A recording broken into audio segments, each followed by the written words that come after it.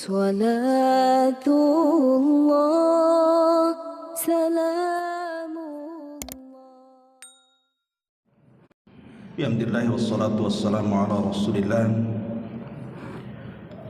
wa ala alihi wa sahbihi wa mawalah wa la hawla wa la quwata illa.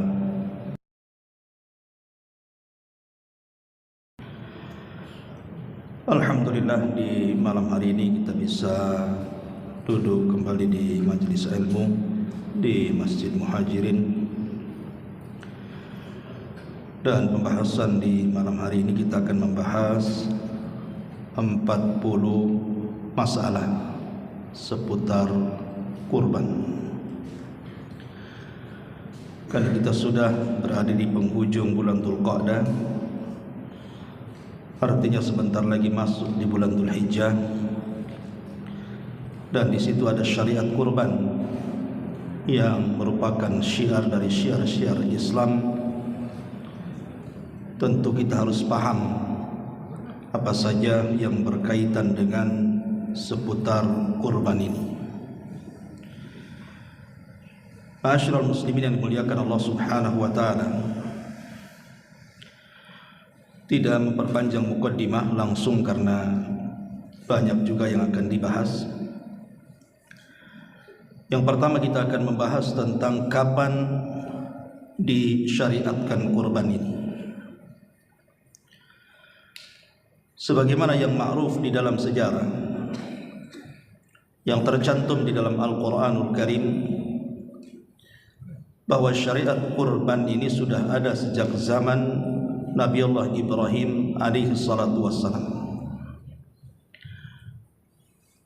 Dan itu difirmankan di dalam Al-Quranul Karim, di mana Allah Subhanahu wa taala mengatakan dalam surah As-Saffat ayat 107 dan seterusnya, wa fadainahu bidzibhin azim wa tarakna alaihi fil akhirin. Dan kami ganti Ismail dengan penyembelihan yang besar, maksudnya dengan kambing kurban yang sangat besar. Dan kami tinggalkan cerita mereka bagi orang-orang yang setelahnya, termasuk kita. Jadi kisah singkatnya adalah ketika Ibrahim alaihi salatu wassalam menjenguk putranya yang ada di Mekah dari Palestina, Ibrahim alaihi salatu wassalam dimimpikan, dalam mimpinya dia menyembelih putranya, sehingga dia berdialog dengan Ismail dan mengatakan, inni ara fil manami anni adbahuka fanzur madza tara. Wahai putraku, semalam ayahmu bermimpi bahwa ayahmu menyembelih dirimu. Macam mana pendapatmu? Maka Ismail alaihi salam mengatakan, ya abatif al ma tu'mar satajiduni insyaallahu minas sabirin. Wahai ayahku, kalau ini perintah Allah Subhanahu wa taala, lakukan saja, dan engkau akan mendapati aku sebagai hamba Allah yang sabar. Maka terjadilah penyembelihan itu. Tapi kemudian Allah Subhanahu wa taala mengganti Ismail dengan kambing. Sejak itulah kemudian berlaku syariat kurban. Adapun di masa Islam, maka syariat kurban itu terjadi pada tahun kedua Hijriah. Karena kita tahu bahwa puasa Ramadan itu disyariatkan pada tahun 2 Hijriah. Dan setelah Ramadan kemudian Idul Fitri, kemudian setelahnya ada Idul Adha. Jadi itu beruntun.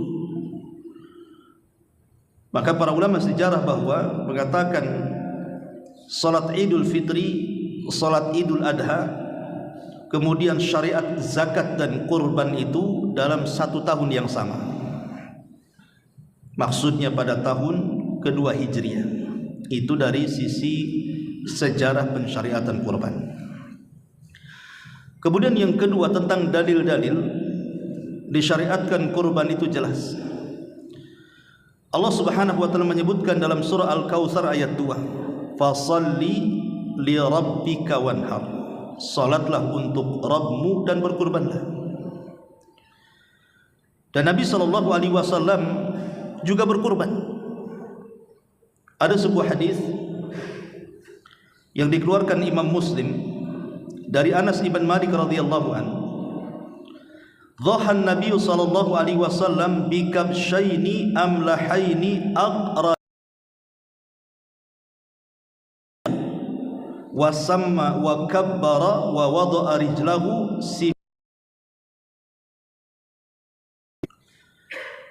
Dari Anas bin Malik radhiyallahu an, Nabi sallallahu alaihi wasallam berkorban dengan 2 kambing yang warnanya mendominasi warna hitam dan putih. Kemudian kedua-duanya bertanduk. Rasul menyembelih dengan tangannya sendiri, kemudian menyebut nama Allah dan bertakbir dan meletakkan kakinya kepada kambing yang dibaringkan. Karena beda ya menyembelih kambing kemudian menyembelih sapi dengan unta. Kalau unta kan disembelih dalam posisi dia berdiri, tapi kalau sapi dan kambing dalam posisi digulingkan. Lah Nabi SAW menyembelih 2 ekor kambing, makanya digulingkan. Dan tentu penyembelihan ini harus ada ilmu. Kalau tidak ada ilmu, maka akan menyiksa binatangnya. Karena saya pernah menyaksikan ada orang yang menyembelih sapi.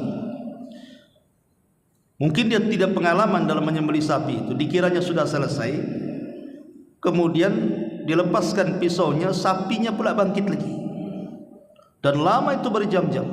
Padahal sebenarnya kalau sapi itu bangkit lagi, harusnya dirobohkan lagi, disembelih lagi supaya cepat mati, kan begitu.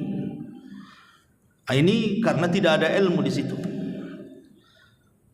Kemudian juga dalil yang kedua juga hadis Nabi SAW dari Aisyah Ummul Mukminin radhiyallahu anha, anna Rasulullah SAW amara bi kabsin aqran yata fi sawadin wa yabruk fi sawadin wa yangduru fi sawadin fa utiya bihi liyudhiya bihi faqala ya Aisyah halummil mudyata thumma qala ashhadhiha bihajarin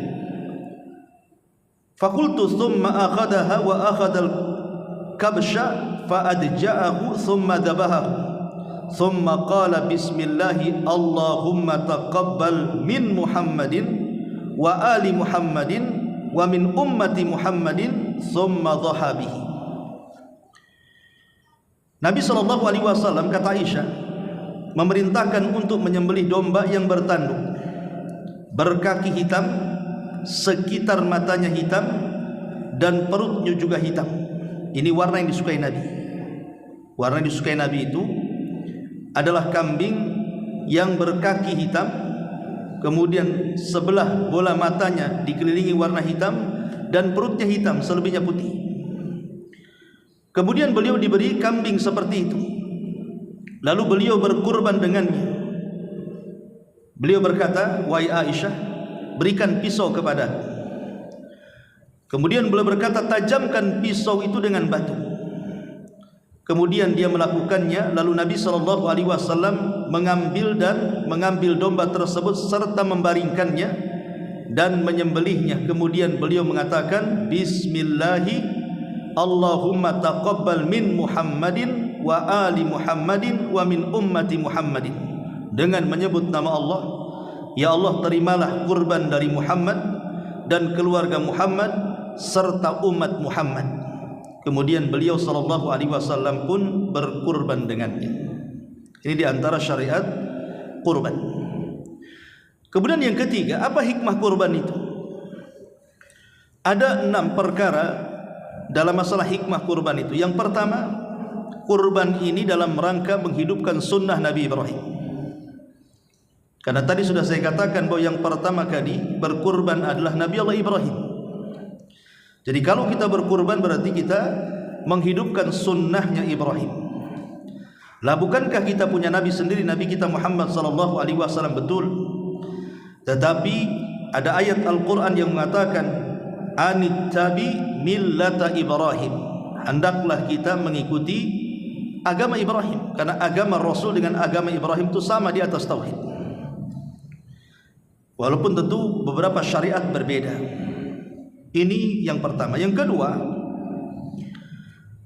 dengan berkurban itu kita mengenang sejarah bagaimana kesabaran Ibrahim alaihi salatu wassalam diuji oleh Allah Subhanahu wa taala untuk menyembelih putranya Ismail, padahal itu satu-satunya putra. Belum punya Ishak ketika itu, masih satu putranya. Sementara Ibrahim sudah tua dan tidak punya anak. Kemudian lahir pula anak laki-laki. Siapa yang tidak cinta seorang ayah dirindukan kepada putranya? Tapi Allah uji kesabaran Ibrahim sehingga disuruh menyembelih putranya. Akhirnya Ibrahim pun mengikuti dan melaksanakan perintah Allah Subhanahu wa taala. Jadi hikmah kurban itu juga mengenang bagaimana kesabaran yang patut kita tiru dari seorang Khalilur Rahman Ibrahim alaihi salam. Kemudian yang ketiga, bahwa kurban ini termasuk juga at-tausi'atu lil fuqara'i wal masakin. Kita ini hidup di masyarakat. Tentu kita tidak hidup sendirian. Dan namanya masyarakat itu kan ada kaya, ada miskin, ada orang susah, ada orang senang. Lah Islam menganjurkan kita orang-orang yang diberikan kesenangan untuk menghibur hati-hati orang-orang yang susah. Orang-orang kaya menghibur hati-hati orang yang lemah dari fuqara wal masakin. Dan itu amalan yang sangat indah dalam Islam. Di mana Nabi SAW pernah ditanya tentang amalan yang paling dicintai Allah. Maka Rasul mengatakan sururun tudkhiluhu ala qalbi muslim. Kebahagiaan yang kita masukkan di hati seorang muslim itu adalah amalan yang paling afdal. Maka dengan memberikan sebagian kurban yang kita kurbankan kepada fuqara wal masakin, itu akan mendapatkan kebahagiaan tersendiri di hati mereka.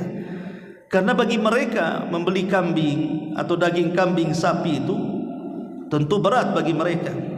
Dengan kita berikan bagian kita kepada mereka itu sama dengan menyenangkan hati mereka. Dan ini hikmahnya. Kemudian juga bukan hanya kepada fuqara wal masakin, kepada keluarga. Kita bisa makan bareng-bareng istri, bareng-bareng anak-anak dengan keluarga besar kita, dan itu bentuk kebahagiaan dalam keluarga. Ini yang ketiga. Yang keempat, kurban ini bentuk syukur. Bagaimana syukur kurban ini? Kita tahu bahwa di antara nikmat yang Allah anugerahkan kepada kita adalah Allah menundukkan binatang-binatang ternak kepada kita. Allah tundukkan kambing kepada kita, Allah tundukkan sapi kepada kita, Allah tundukkan unta kepada kita. Anda bisa bayangkan, kalau seandainya kambing itu berani kepada manusia, jangankan banyak kambing, satu kambing saja kita ketakutan. Kalau ada kambing ngamuk gitu kan di jalan itu, antum dikejar kambing apa nggak takut tuh? Sementara kalau satu kandang pula, itu baru kambing, macam mana sapi pula bisa mati kita ditabrak dia. Itu baru sapi, macam mana unta pula dipijak dia mungkin melayan kita. Tapi Allah tundukkan tuh binatang-binatang itu kepada kita. Bisa kita gunakan kendaraan, bisa kita ambil perah susunya, bisa kita makan dagingnya. Ini nikmat Allah. Lah nikmat ini harus kita syukuri. Makanya Allah Subhanahu wa taala mengatakan kadzalika sakharnaha lakum la'allakum tashkurun. Begitulah kami tundukkan binatang ternak untuk kalian supaya kalian bersyukur, kata Allah. Lah bentuk syukurnya ada dengan cara berkurban. Ini yang keempat. Yang kelima, bahwa kurban itu syiar. Syiar-syiar Allah Subhanahu wa taala itu banyak. Salat berjamaah, berkumandangnya azan, pakaian yang syar'i, pakaian muslim, termasuk juga berkurban. Adalah syiar. Karena dia adalah syiar Allah Subhanahu wa taala, maka siapapun yang mengagungkannya, maka itulah bentuk takwa dia kepada Allah. Karena Allah yang mengatakan, "Wa man yu'azzim sya'airallah fa innaha min taqwal qulub." Siapapun yang mengagungkan syiar-syiar Allah, berarti itu menunjukkan ketakwaan dia kepada Allah Azza wa Jalla. Maka ini hikmahnya yang kelima. Yang keenam, yang terakhir, bahwa kurban itu adalah dalilun ala tasdiq, menunjukkan kita ini membenarkan syariat Allah. Ketika Allah perintahkan berkurbanlah, maka kita berkurban. Ketika Nabi SAW mencontohkan bagaimana dia berkurban, maka kita pun mencontoh Nabi SAW. Itu bentuk tasdik, pembenaran kita kepada syariat namanya. Inilah di antara 6 hikmah daripada kurban. Kemudian selanjutnya, apa itu kurban? Definisinya apa itu kurban itu? Maka kurban adalah ismun lima yudbahu minal an'ami yauman nahri ayyam wa ayyamat tasyriki biniyati taqarrubi ilallahi azza wa jalla.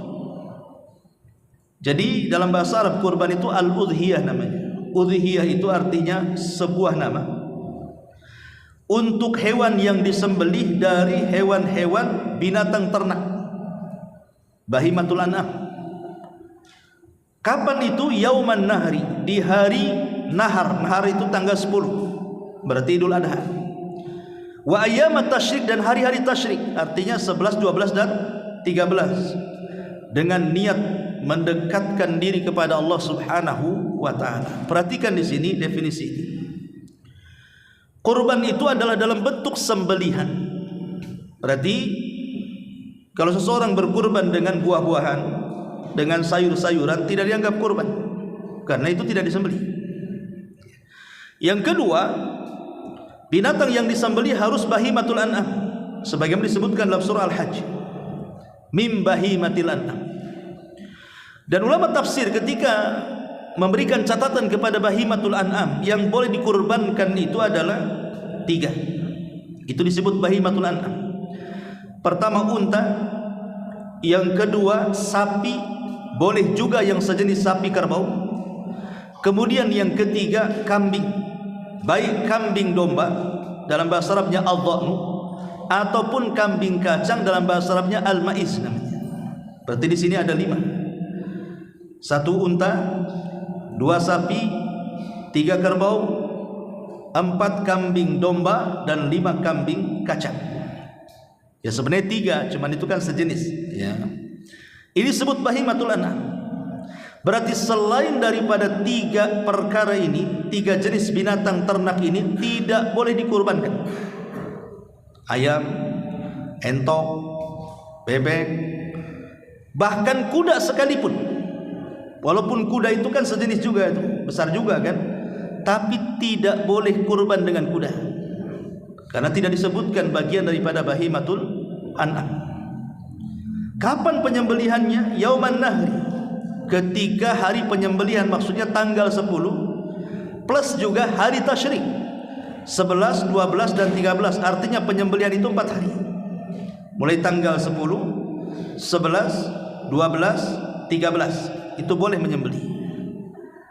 Kemudian menyembelihnya itu betul-betul dalam rangka taqarrub, mendekatkan diri kepada Allah, bukan hanya semata-mata perkara makan daging, tidak. Lebih daripada itu, memang menyembelihnya karena Allah. Karena Allah yang mengatakan lan yanalallah luhumuha wala dima'uha walakin yanaluhu taqwa minkum. Yang sampai kepada Allah itu bukan darah kurban, bukan daging kurban, tapi yang sampai kepada Allah adalah ketakwaan orang yang berkurban. Ini definisi kurban. Adapun hukum berkurban sendiri, bagaimana hukum kurban? Terjadi silang pendapat tentang masalah hukum kurban ini. Sebagian para ulama, dan ini pendapat mayoritasnya, jumhur ulama, artinya mayoritas para ulama, mengatakan bahwa kurban itu sunnatun muakkadatun. Dia adalah sunnah yang ditekankan, muakkadah. Arti muakkadah itu Rasulullah SAW tidak pernah meninggalkan kurban setiap tahun. Kalau sunnah saja, kadang Rasul melakukan, kadang Rasul meninggalkan, itu namanya sunnah. Tapi kalau sudah dikatakan sunnah muakkadah, kalimat muakkadah di sini artinya sunnah yang tidak pernah ditinggalkan Nabi. Jadi sejak disyariatkan kurban pada tahun kedua Hijriah, maka Rasul terus setiap tahun berkurban sampai wafatnya beliau. Maka disebut sunnah muakkadah. Dan ini pendapat mayoritas para ulama ya. Tetapi berdalil dengan beberapa dalil dari hadis Nabi SAW. Pertama, Nabi mengatakan, "Idza ra'aitum hilala dzil hijjati wa arada ahadukum an yudhahiya falyumsik an sya'rihi wa adhafirihi syai'an." Rawahu Muslim. Apabila kalian melihat bulan Dzulhijjah, bulan Dzulhijjah kita lihat kayak melihat hilal Ramadan gitu kan. apakah besok masuk tanggal 1 Dzulhijjah atau belum, kan melihat bulan. Dan di antara kalian menghendaki untuk berkurban, maka tahanlah rambut dan kuku kalian jangan dicukur. Kalimat wa arada ahadukum, dan salah seorang diantarkan hendak berkurban, kalimat ini bukan menunjukkan wajib karena bukan perintah. Dikuatkan dengan Abu Bakar dan Umar pernah tidak berkurban padahal keduanya mampu. Abu Bakar dan Umar pernah tidak berkurban padahal keduanya mampu, untuk menunjukkan kurban itu tidak wajib.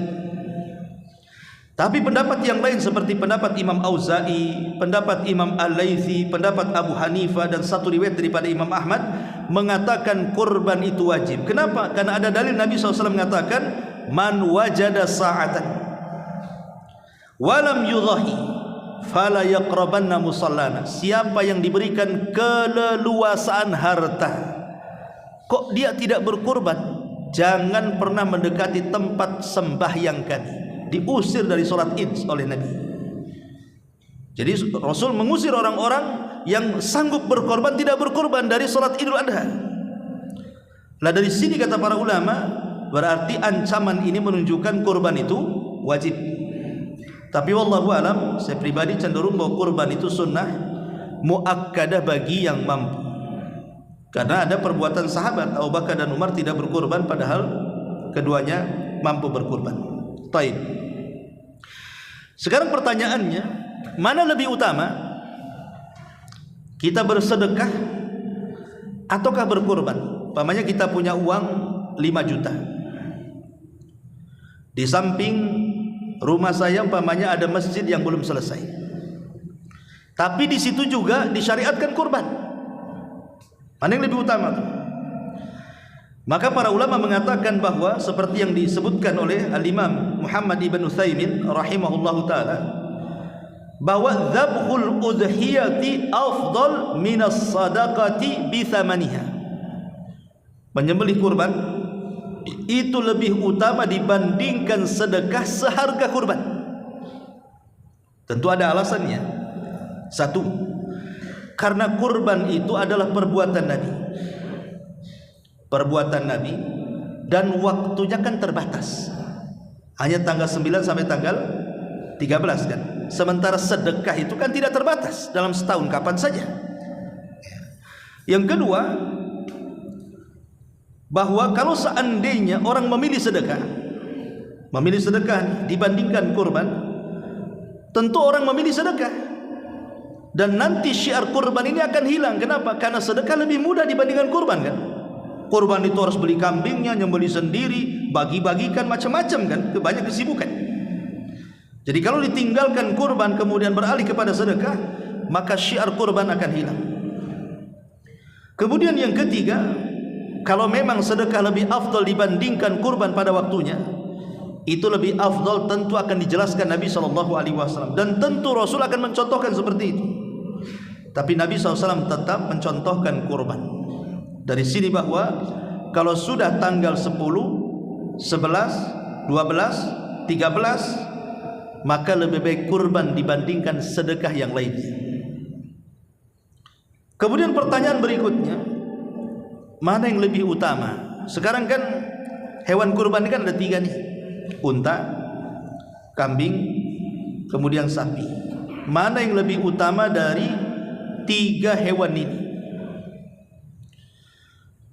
Maka dijelaskan oleh para ulama, kalau mengikuti fatwa daripada Syekh bin Baz rahimahullah ta'ala, beliau ditanya tentang mana yang lebih afdal, beliau menjawab bahwa al-udhiyatu minal ghanami afdal, bahwa kurban dengan kambing itu lebih utama dibandingkan sapi dan unta. Kenapa? Karena Nabi SAW selama berkurban itu selalu menggunakan kambing. Riwayat-riwayat Rasul berkurban itu menggunakan kambing. Nabi pernah berkurban dengan sapi itu dengan unta ketika Rasul haji. 100 ekor unta. Yang 70 disembelih sendiri, yang 30 disuruh Ali menyembelihnya. Tapi setiap tahunnya Nabi SAW apabila berkurban menggunakan kambing. Dari sini menunjukkan bahwa berkurban dengan kambing jauh lebih baik dibandingkan berkurban yang lainnya. Ini fatwa daripada Syekh bin Baz. Tapi kalau fatwa Lajnah Daimah dan juga Imam Ibnu Utsaimin rahimahullahu taala tidak begitu. Saya akan bacakan fatwa daripada Lajnah Daimah. Ketika mereka ditanya tentang mana yang lebih utama antara tiga binatang ini, maka mereka mengatakan afdalul adhahi al-badanatu thumma al-baqaratu thumma syatu. Yang paling afdal kurban itu adalah unta. Kalau kita sanggup beli unta, beli unta. Kalau tidak sanggup membeli unta, beli sapi. Kalau tidak sanggup membeli sapi, beli kambing. Kalau tidak sanggup, bersyirikat 7 orang unta. Kalau tidak sanggup bersyirikat 7 orang sapi. Dan itu sebagaimana juga difatwakan dalam Ahkamul Udhiyah oleh Al-Imam Ibnu Utsaimin rahimahullahu taala. Senada juga beliau mengatakan al-afdalu minal adhahi al-ibil thumma al-baqar in dhaha biha kamilatan thumma dha'nu thumma al-ma'iz thumma subu al-badanati thumma subu al-baqarati. Kata Syekh Utsaimin, seafdal-afdalnya kurban itu pertama unta, kemudian sapi. Tapi ingat, bukan bersyirikat. Satu orang membeli seekor unta, satu orang memberi seekor sapi. Baru kemudian kambing domba, baru kemudian kambing kacang, baru kemudian 7 orang berserikat di unta, kemudian 7 orang berserikat di sapi. Berarti dari sini kita pahami sekarang mana lebih afdal, ini berserikat dalam sapi ataukah 1 ekor kambing. Kalau lihat rincian dari fatwa para ulama, lebih utama dengan 1 ekor kambing dibandingkan berserikat dengan sapi. Kalau lihat dari rinciannya, ya. Dan ini pendapat yang kuat wallahu alam, adalah fatwa daripada Syekh Ibnu Utsaimin dan juga fatwa Lajnah Daimah. Kenapa demikian? Karena melihat bahwa manfaatnya jauh lebih banyak dibandingkan yang sedikit. Contoh umpamanya 1 ekor unta dengan 1 ekor kambing, ya lebih banyak unta lah kan dagingnya, manfaatnya lebih banyak, fakir miskinnya lebih banyak lagi dibagi. Itulah melihat dari manfaatnya. Jadi walaupun tetap kita tidak menafikan niat kurban kita kepada Allah Azza wa Jalla, tapi ada sisi lain manfaat yang besar di mana kita bisa at-tausi'atu lil fuqara'i wal masakin, menyenangkan hati-hati para fuqara dan juga orang-orang miskin. Ma'asyiral muslimin yang dimuliakan Allah Subhanahu wa taala. Kemudian bagaimana kalau seandainya seseorang itu berkurban? Apakah 1 ekor kurban itu untuk 1 orang, ataukah boleh diniatkan untuk 1 keluarga? Maka pendapat yang betul tentang masalah ini, boleh seseorang itu mensyarikatkan kurban. Ingat, bukan kambingnya, bukan unta atau sapinya, tidak, tapi yang dimaksud pahalanya. Kalau kambing tidak bisa diserikatkan, yang boleh diserikatkan itu sapi sama unta saja, itu pun 7 orang. Tetapi kalau kambing diserikatkan pahalanya boleh, tapi bukan pembelian kambingnya.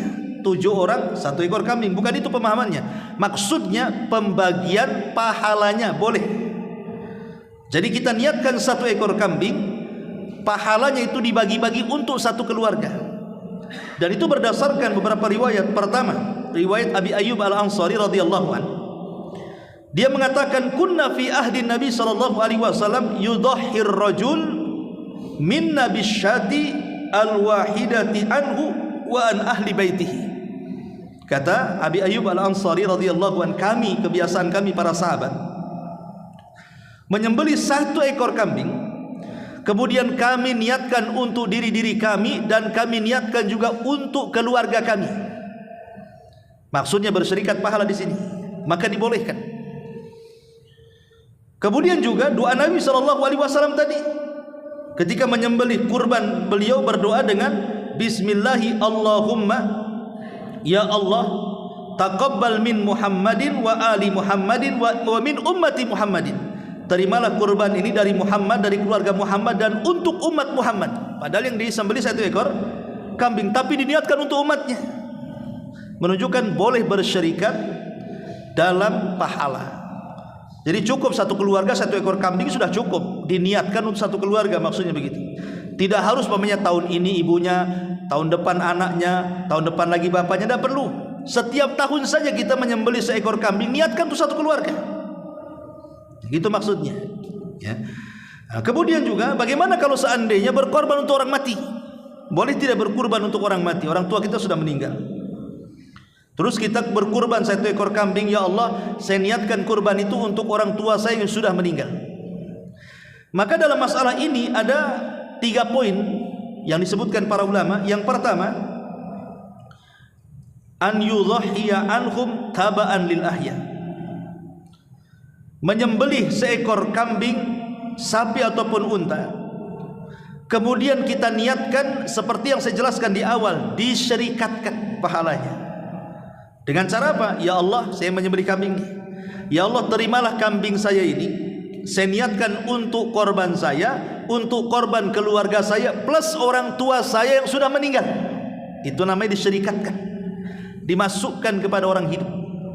Dan ini tidak ada perselisihan ulama, boleh. Kemudian yang kedua, an yudhahiya anil amwat bimuqtada wasayahum tanfidan laha.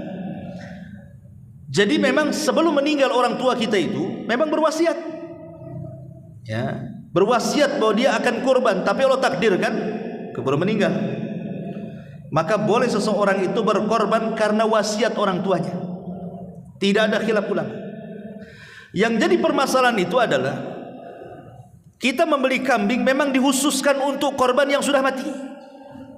Kita beli kambing, orang tua kita sudah meninggal, memang kita beli kambing itu dikhususkan untuk korban orang tua kita yang sudah meninggal. Inilah yang jadi polemik para ulama, ya. Tetapi wallahu alam, para ulama mengatakan hukumnya boleh, tapi jangan dikatakan sunnah. Boleh, tapi jangan dikatakan sunnah. Kenapa? Karena kalau memang ini bagian daripada sunnah Nabi SAW, tentu Rasulullah SAW akan melakukannya. Karena ketika Nabi masih hidup, keluarganya banyak meninggal. Anak-anaknya sudah meninggal duluan, istrinya sudah meninggal duluan, paman-pamannya juga ada yang meninggal yang muslim. Tapi tidak ada satu riwayat Rasul berkurban untuk mereka secara khusus. Tetapi secara umum boleh-boleh saja seseorang itu dalam bentuk tabarru, berbuat baik kepada orang tua yang sudah meninggal, kemudian kita sembelih, karena bagaimanapun ada unsur sedekahnya di dalamnya. Ada unsur sedekah kan? Karena kita tahu bahwa nanti kita cerita pembagian kurban itu sepertiga disedekahkan. Karena ada unsur sedekahnya, maka dibolehkan seseorang itu berkorban untuk orang mati. Tapi kalau kita ingin keluar dari semua khilaf ulama ini, maka sebaiknya pilihlah poin yang pertama tadi. Serikatkan sajalah. Ya Allah, ini kurban saya, kurban keluarga saya, plus orang tua. Daripada kemudian kita ributkan begitu. Boleh tidak kan? Maka lebih selamatnya seperti itu. Itu cara yang paling baik ketika berkurban untuk orang yang sudah meninggal. Ma'asyiral muslimin yang dimuliakan Allah Subhanahu wa taala. Sekarang boleh enggak orang itu membatalkan kurban? Dibatalin nih kurbannya, padahal sudah ada niat kurban. Sudah ngomong juga, antum mau kurban tahun ini? Insyaallah saya mau kurban. Kalau sudah habis gajian saya, kalau betul-betul keluar tuh gajian saya kurban lah, katanya. Betul-betul keluar gajiannya, motor pula belum lunas. Udahlah, lunasi motor aja lah. Itu namanya membatalkan niat kurban. Uangnya sudah ada, ya. Bagaimana hukumnya membatalkan niat kurban ini? Baik, Al-Imam Ibnu Utsaimin rahimahullah taala ditanya tentang masalah ini, tentang membatalkan hukum kurban di sini. Apa kata para ulama? Syekh Utsaimin rahimahullah taala mengatakan, idza taqarrar, ini ucapan beliau, idza taqarrar annal udhiyata sunnatun faman nawa an yudhiya thumma fasakha niyyatahu fala syai' alaihi biruju'ihi. Kata beliau, apabila seseorang sudah menetapkan akan kurban, dan kurban adalah sunnah, jadi dia berpendapat yang mengatakan kurban itu sunnah muakkad. Tapi kalau yang mengatakan wajib beda hukumnya. Ini bagi yang mengatakan kurban itu sunnah muakkad. Maka kata beliau, apabila seseorang sudah niat kemudian dibatalkan tidak ada masalah, karena ini kan hanya sunnah saja. Sunnah saja, lain kalau yang wajib. Berarti membatalkannya berdosa ya kalau dia berpendapat yang wajib kan. Tapi kalau dia berpendapat bahwa kurban itu sunnah muakkadah tidak ada masalah, kecuali kata Syekh Utsaimin, kalau ketika membeli kambing dia sudah niatkan kambing itu untuk kurban, diucapkan. Pamannya tukang kambingnya nanya, mau beli kambing untuk apa? Untuk kurban. Nah, jelas terucap tuh. Untuk kurban.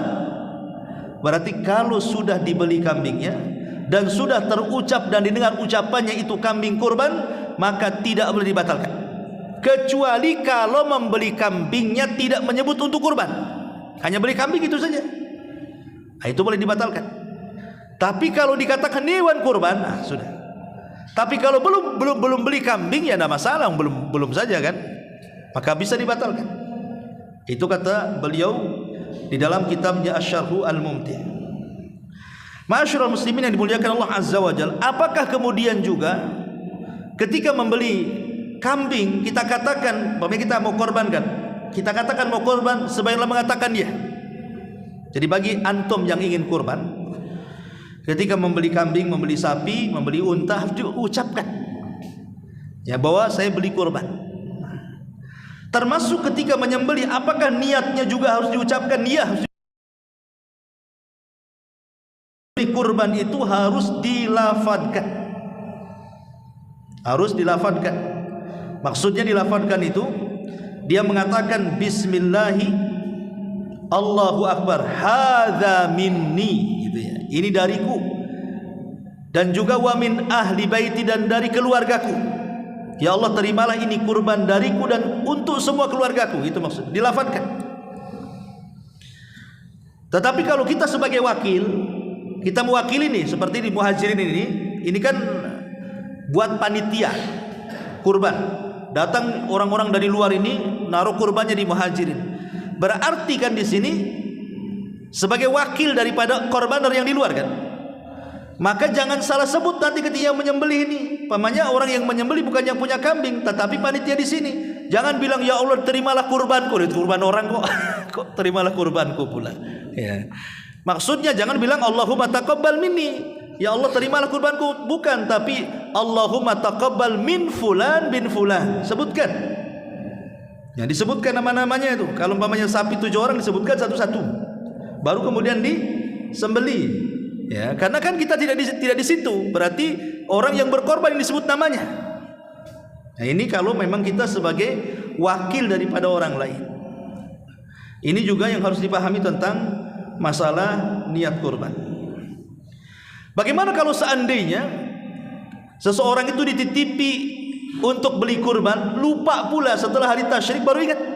Pokoknya orang Singapura nih, nitip ke Muhajirin, siapa panitia di sini? Pak Rasul namanya. Pak Rasul, tolonglah ini saya mau kurban di Muhajirin, beli seekor sapi. Ya, kata Pak Rasul. Lupa ketika sudah hari tasyrik, lupa sampai selesai hari tasyrik. Oh, iya ada transferan nih. Padahal saya itu sudah ngomong iya di awal Dzulhijjah itu, tapi Allah takdirkan lupa, baru ingat setelah hari tasyrik. Pertanyaannya, apakah boleh kita membeli sapi kemudian disembelih dan itu dianggap kurban? Maka Syekh Utsaimin mengatakan tidak boleh, karena itu menyembelih di luar waktu. Berarti uang itu disimpan sampai tahun depan lagi. Tapi jangan lupa lagi tahun depannya. Itu benar sengaja. Maksudnya tahun depannya lagi baru dibelikan sapi, kemudian baru disembelih di hari yang memang boleh dikurbankan, 10, 11, 12 dan 13. Nah gitu. Berbeda kasusnya dengan kambing lari.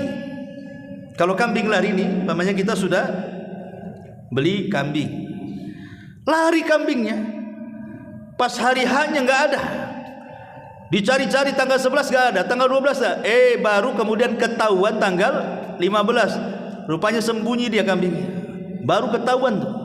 Tapi kan sudah di luar tuh, sudah di luar hari tasyrik kan.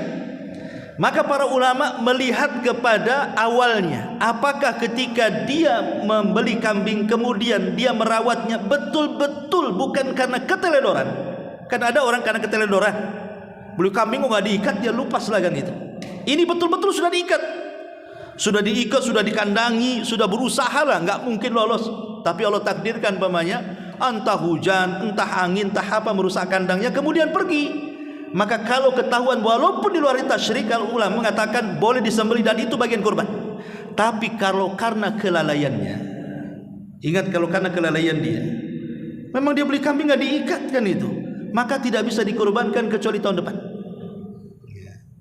Bagaimana kalau sama sekali tidak ketahuan nih, minggat gak ketahuan gitu kan? Maka ulama mengatakan kalau dia memang orangnya kaya, banyak uang, beli lagi. Kalau memang dia punya uang,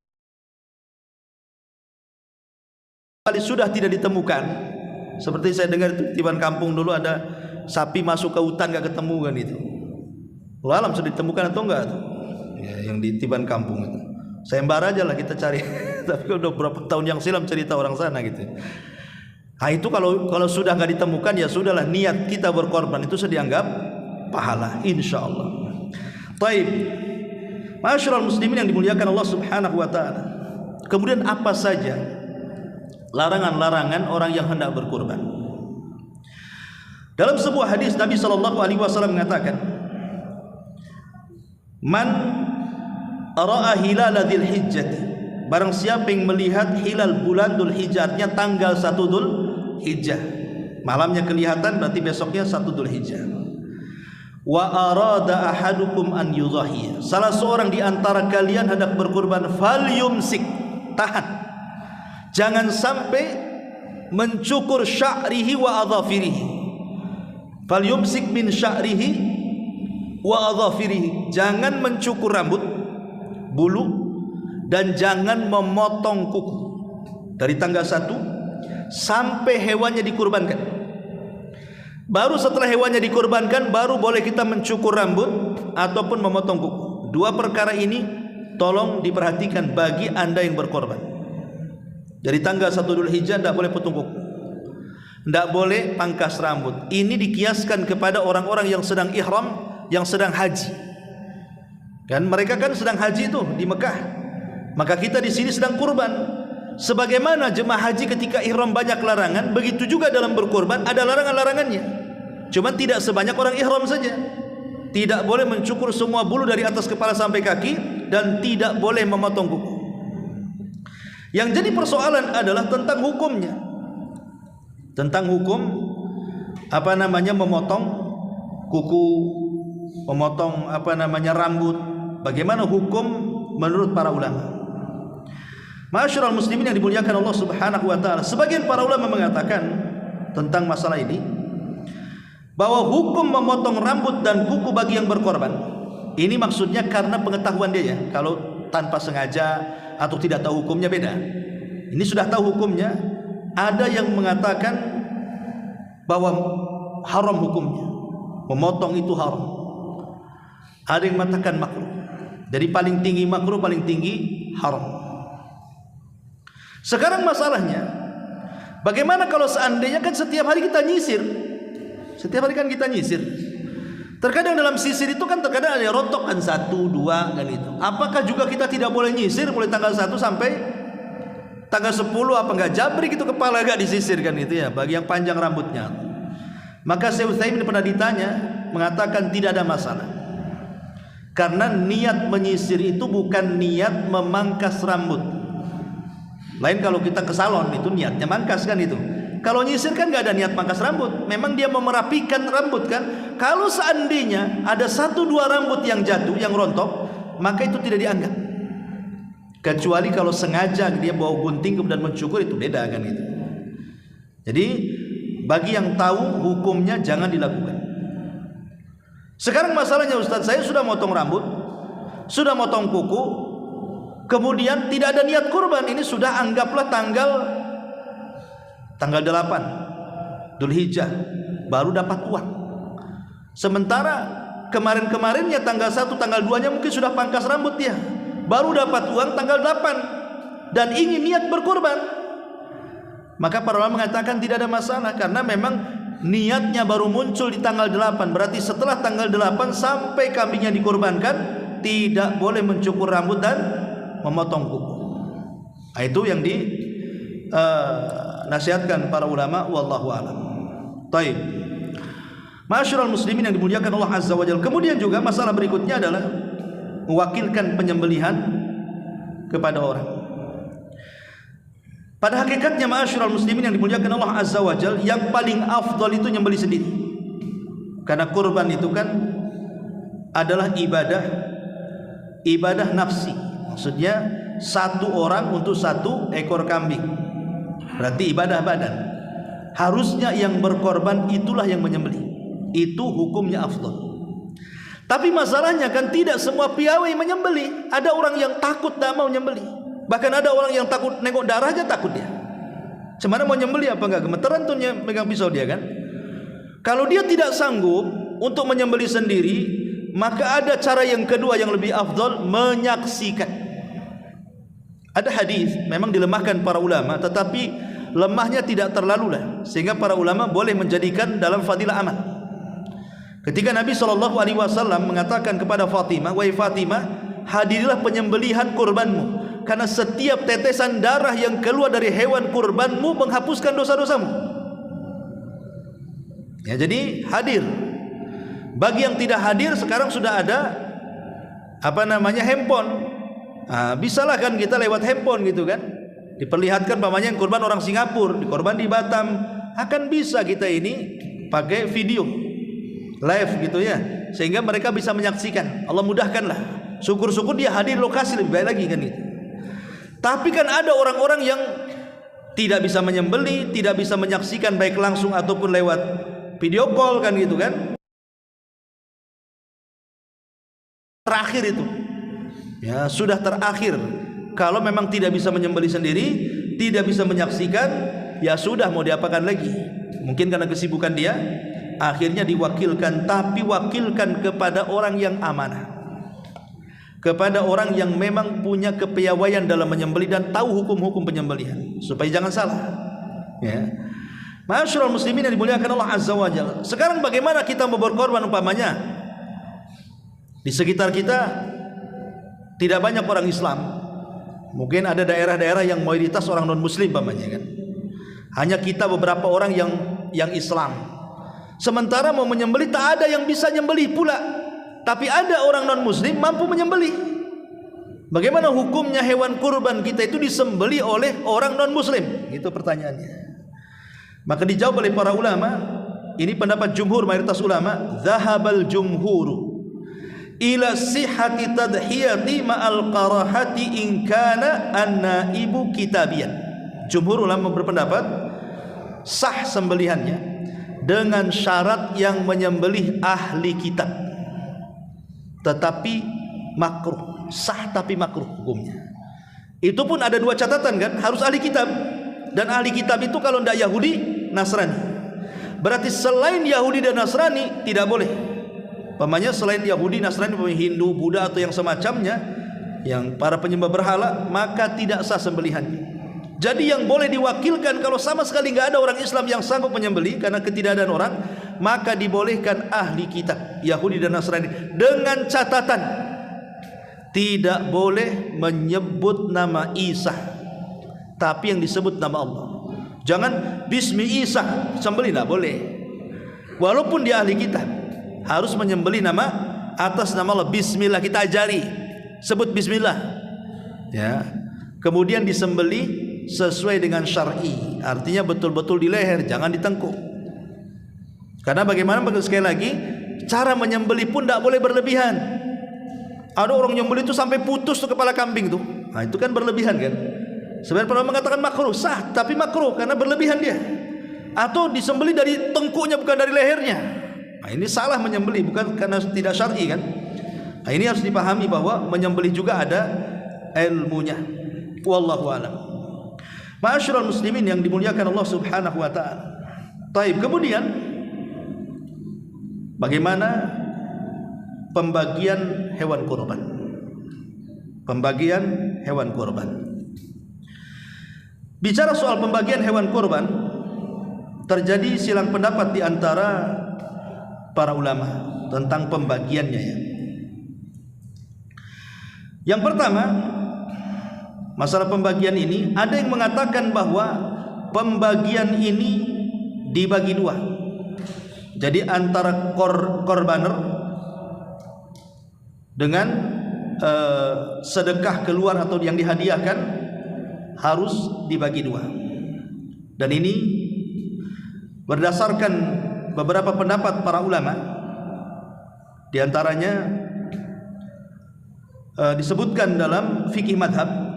Qala al-Imam Ahmad, Imam Ahmad berkata, nahnu nadhhabu ila hadithi Abdullah ya'kul wa huwa thuluth wa yut'im man arada thuluth wa yatasaddaq 'alal masakin bi thuluth wa ba'dul fuqaha. Di sini syahidnya qala taj'alu nisfaini atau taj'alu nisfaini ya'kul nisfan wa yatas. Kambingnya bagi dua. Jadi umpamanya kalau di masjid ini ada yang korban kambing, ya bagi dua. Kasih yang korbanernya, kemudian yang separohnya baru disedekahkan. Ini satu pendapat. Pendapat yang kedua adalah dibagi tiga. Pendapat yang kedua dibagi tiga. Kata Imam Ahmad di sini kan, dimakan sepertiganya, kemudian disimpan sepertiganya, kemudian disedekahkan, dan juga dihadiahkan sepertiganya. Jadi kalau umpamanya korban di sini, ya kita kasih aja sepertiga dari kurban pihak masjid, kemudian disedekahkan. Sedekahkan, atau boleh jadi mungkin mau dihadiahkan kepada orang-orang kafir, tidak apa-apa. Jadi orang-orang kafir boleh mendapatkan kurban, tetapi sifatnya hadiah. Sebagaimana orang kaya juga boleh diberikan daging kurban kalau dia tidak berkurban, hanya sifatnya hadiah. Karena mereka tidak boleh dapat sedekah. Sedekah itu kepada orang miskin. Kalau hadiah boleh kepada orang kaya dan boleh kepada orang kafir kalau mereka mau. Ya, karena ada orang kafir pun tak mau juga sembelian kita kan. Kalau mereka mau kasih saja. Ya, tapi biasanya senang lah kalau dapat sembelian itu. Nah, jadi sekali lagi, tetapi kata para ulama, kata Imam Ibnu Qudamah rahimahullah taala, pembagian ini sifatnya sunnah. Pembagian ini sifatnya sunnah, tidak wajib. Ya. Artinya kalau seandainya kita kurban, kemudian pamannya dia naruh ke masjid, saya kasih ongkos sajalah berapa ke panitianya, tapi nanti ya semua dagingnya antar ke rumah. Boleh saja, kan tidak wajib hukumnya. Tetapi bagaimanapun kan kita harus ikut sunnah kan. Dan Nabi SAW mengatakan kulu waddakhiru watasaddaq, makan, simpan, sedekahkan. Dari sini ada tiga pembagian kan.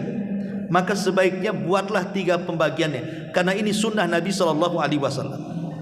Jadi panitia ini harus pandai-pandai juga. Jangan orang yang berkorban, ya, dia dapatnya tak banyak, sakit hati nanti tak mau korban pula di sini. Ya, kalau bisa kasih dia lebih banyak. Boleh jadi mungkin dia ada yang mau disimpan, ada yang mau disate untuk keluarganya, ada yang dibagi-bagi tetangganya, ada yang mau dikasih hadiah ke kawannya, kan kita tidak tahu. Ya, jadi harus dipahami. Karena mereka yang berkorban, kita ini di sini panitia ini hanya sekedar mencari pahala. Dengan menjadi panitia korban itu jangan niatnya ingin dapat kepala, dapat kaki, dapat kulit, dapat daging, jangan. Kalau bisa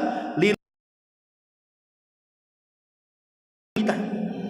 Nanti kalau memang ada kebaikan orang yang korbaner ngasih ke kita, alhamdulillah. Kita bersyukur kepada Allah Azza wa Jalla. Kalaupun besar dibandingkan satu kresek kambing, ya. Masyaallah muslimin yang dimuliakan Allah Subhanahu wa taala. Sekarang yang jadi polemik adalah, yang sering ditanyakan di masyarakat itu adalah hadis Nabi SAW ketika mengatakan kepada Ali radhiyallahu an, jangan kau beri upah kepada tukang jagal. Ya, jangan kau beri upah kepada tukang jagal, kata Rasul. Ketika Rasul menyembelih 100 ekor unta, kemudian yang 70 Rasul sembelih sendiri, yang 30 sembelih Ali. Lah pesan Rasul kepada Ali, jangan kau kasih upah para penjagalnya. Akhirnya Ali berinisiatif memberi upah dari kantongnya sendiri. Sekarang jadi masalah adalah yang sering ditanyakan, Ustaz, apakah panitia juga termasuk bagian daripada tukang jagal, sehingga tidak boleh ngambil dapat dagingnya gitu ya, atau minta kepalanya atau minta kakinya atau kulitnya dan begitu seterusnya. Maka setelah ada kajian, beberapa asatid kita kemudian bertanya juga kepada para ulama. Jadi ada hadis dari Salamah bin Al-Aqwa, dia berkata, "Man dhaha minkum fala yusbihanna ba'da thalithati." Alla yu'tiya jazzar, seseorang tidak boleh kemudian memberi upah jazzar. Jazzar ini apa definisinya? Langsung menyembelih, itu disebut jazzar. Jadi jazzar itu yang langsung menyembelih. Jadi yang pegang pisau kemudian nyembelih hewannya, itulah tukang. Kita lihat panitia kan tidak semua nyembelih. Ada yang bagian motong, ada yang bagian nguliti, ada yang bagian ngereseki, ada yang bagian nimbang, kan gitu ya. Itu bukan jazar, itu lebih tepat disebut dengan taukil. Dia mewakili korbaner, bukan tukang jagal. Berarti tukang jagal itulah yang menyembelihnya itu. Adapun panitia-panitia yang dibentuk di masjid ini itu bukan tukang jagal, karena mereka juga profesi bukan tukang jagal. Mereka lebih tepatnya taukil, mewakili korbaner, sehingga boleh memakan dan mendapatkan bagian daripada hewan kurban. Ini harus dipahami tentang larangan tidak boleh memberikan upah kepada tukang jagal. Nah, berarti tukang jagalnya kita upah dari yang lainnya, tidak usah kemudian kita nuruti tukang jagal. Karena ada zaman dulu itu kan, kalau dia penyembelih berarti dia berhak mendapatkan kepala, mendapatkan kaki, mendapatkan kulit. Oh, tidak bisa. Kalaupun mau ngasih upah tukang jagal, kasih pakai duit berapa kan gitu ya. Walaupun dia dapat bagian bukan upah, memang dia dapat bagian entah karena dia miskin atau sebagai hadiah dari korbaner, itu tidak ada masalah. Tapi kalau umpamanya dia mengambil bagian dari daging, kulit, kepala, kaki atau apapun namanya dari anggota badan kurban itu, kalau itu sebagai upah maka haram hukumnya. Ya, jadi itu harus dipahami tentang masalah ini. Kemudian juga boleh enggak seseorang itu menyimpan hewan kurban? Kadang-kadang tahun kemarin kita kurban nih, tahun ini belum habis di kulkas tuh. Jangan ada orang yang nyimpan daging itu bertahun-tahun. Mungkin karena dia kurban sapi gitu, 1 ekor sapi, jadi banyaklah disimpan di kulkas itu. Yang enggak disentuh-sentuh sampai tahun ini. Tahun kemarin kurban, tahun ini pun belum disentuh. Tahun ini kurban lagi, makin penuh lagi tuh itunya kan kulkasnya. Dulu di zaman Nabi SAW memang ada larangan, tidak boleh menyimpan daging itu lebih daripada 3 hari. Nggak boleh. Kata Nabi SAW, tidak boleh menyimpan hewan korban itu lebih daripada 3 hari. Makan. Tapi kemudian larangan Nabi SAW ini akhirnya dimansuh, dihukum. Hukumnya dihapus dengan sabda Nabi SAW, kulu wadakhiru watasaddaqu, makanlah, simpanlah. Berarti boleh menyimpan. Dihapus larangan yang 3 hari itu menjadi boleh, apalagi kemudian dengan canggihnya teknologi di zaman sekarang, ada kulkas, ada freezer, ada macam-macam yang sanggup kemudian ataupun dibuat makanan kaleng gitu ya, sehingga bisa bertahan bertahun-tahun, maka dibolehkan menyimpan hewan kurban walaupun sebaiknya dimakan. Karena bagaimanapun ada perintah kan, ulu makan. Kita suruh makan hewan kurban. Bahkan Imam Ibnu Hazm, seorang ulama Andalus, ketika memahami kalimat kulu makanlah, karena ini sebuah perintah, maka hukumnya wajib. Kalau orang yang korban tidak makan dari hewan kurbannya, berdosa dia. Itu kata Imam Ibnu Hazm. Karena ada perintah Allah, kulu, ya, makan kata Allah itu. Wa kulu minha wa at'imul qani al mu'tar, kata Allah, makanlah dari hewan kurbanmu, kemudian sisanya sedekahkan. Kata Imam Ibnu Hazm, perintah ini yufidul wujub, berarti memiliki makna wajib. Berarti kalau tidak makan kurban orang yang berkurban, dia berdosa tuh, menurut pendapat Imam Ibnu Hazm Al-Andalus. Tetapi pendapat jumhur mayoritas ulama tidak, makan hewan kurban itu hukumnya sunnah. Hukumnya sunnah. Tetapi juga harus melihat, walaupun sunnah tetap harus melihat kondisi badan kita. Karena Agama ini kan terbina di atas maslahat dan mafsadah. Walaupun umpamanya sunnah, tapi kalau ada mafsadahnya, ya jangan. Wajib tahu syarat-syaratnya. Apa saja syarat-syaratnya? Yang pertama, ya, syarat-syarat kurban itu yang berkaitan kurban dengan hewan kurbannya dulu. Yang berkaitan dengan hewan kurbannya, dia harus bahimatul an'am. Tadi sudah jelaskan, kambing, sapi, unta atau yang sejenisnya, kerbau dan kambing kacang, ya. Kemudian yang kedua, harus terbebas dari cacat. Dan cacat yang menjadikan korban tidak sah ada 4. Jangan sampai kita membeli hewan kurban ada 4 cacat yang disepakati ulama. Kalau dipaksakan tidak sah kurbannya. Dan itu tertuang dalam hadis Nabi SAW. Kata Nabi SAW, arbaun, 4 perkara, la tajuzu fil adhahi, tidak boleh ada pada hewan kurban. Yang pertama kata Rasul, al-awra al-bayyin awaruha. Yang pertama, buta sebelah dan jelas butanya. Yang kedua, al-arja al-bayyinu arajuha, pincang hewannya dan pincangnya jelas. Ketika jalan tuh nampak dia dingkut-dingkut tuh, pincang-pincang tuh, ya. Kemudian yang ketiga, al-maridatu al-bayyin maraduha, sakit dengan sakit yang jelas, buru nggak mau makan gitu. Kemudian yang terakhir, kata Nabi SAW, al-hazila, kambingnya terlalu kurus sekali, mungkin sudah tua sehingga tidak bersumsum, atau mungkin kurang gizi akhirnya kurus sekali, maka tidak boleh dikurbankan 4 perkara ini. Berarti kalau kita pahami ada namanya mafhum aulawi dalam ilmu fikih itu. Mafhum aulawi itu maksudnya berarti kalau cacat di atas 4 ini, ya makin tak boleh. Pamannya kan yang dilarang buta sebelah, berarti kalau buta dua-duanya makin tak boleh. Itu maksudnya. Umpamanya pincang 1 kaki ini sudah tak boleh, ini pincang 4-4-nya, cemana dia mau berjalan kan gitu. Lain kalau karena kegemukan, mungkin kambingnya obesitas, dia tidak bisa jalan. Itu bukan pincang, memang dia kegemukan kan itu. Maksudnya di sini pincang betul-betul pincang, ya. Ataupun dia sakit gitu ya. Berarti kalau dia sakaratul maut sudah, itu lebih parah lagi. Sakit dia tak boleh, ini mengakibatkan sakit parah pula, ada kankernya mamanya. Ataupun dia terlalu kurus sekali, udah tua bangka gitu ya kambingnya, nah, dia nggak bersumsum lagi, tak boleh lah. Tapi kalau cacatnya di bawah itu, ada ulama mengatakan sah tapi makruh. Contoh mamanya kupingnya keiris, ekornya putus, nah, itu kan di bawah itu tuh. Berarti kalau di bawah itu maka sah. Masalahnya begini, waktu beli sehat tak pincang gitu, pas mau disembeli pincang pula dia. Nah, cemana tuh? Apa ditukar kambingnya? Tukang kambing tak mau lah.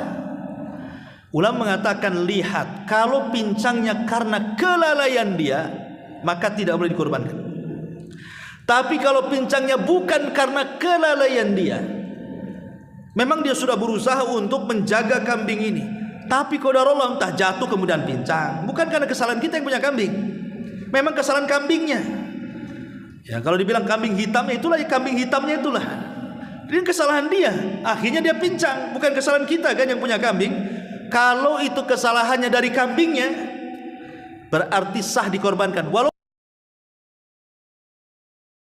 kita, mungkin kita terlalu semangat nariknya gitu kan, nggak mikir ini dari lori ke bawah ini suruh loncat gitu ya. Tahu ini bukan kambing gunung, mau ditarik, mau didorong, akhirnya pincang. Nah, itu tak boleh karena kelelahan kita itu namanya. Nah, itu ulama membagi seperti itu. Boleh tidaknya soal kurban ini. Masalah kurban masih banyak, tapi sudah jam 9. Insyaallah kita lanjutkan minggu depan. Wallahu a'lam bishawab. Mudah-mudahan ada manfaatnya. Subhanallah bihamdika, asyhadu an la ilaha illa anta, astaghfiruka wa atubu ilaik. Allahu taala alam. Assalamualaikum warahmatullahi wabarakatuh.